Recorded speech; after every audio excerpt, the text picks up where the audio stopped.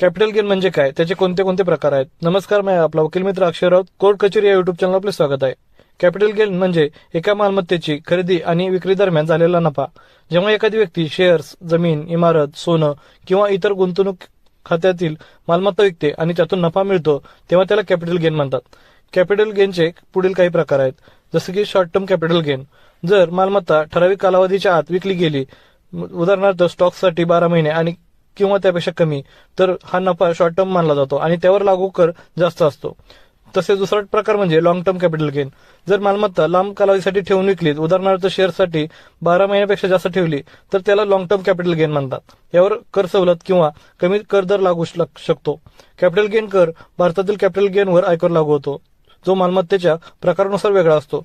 काही गुंतवणूक योजनांमध्ये कर सवलती मिळू शकते. ही माहिती आपल्याला आवडल्यास कोर्ट कचेरी या युट्यूब चॅनलला फॉलो करा, लाईक करा, शेअर करा.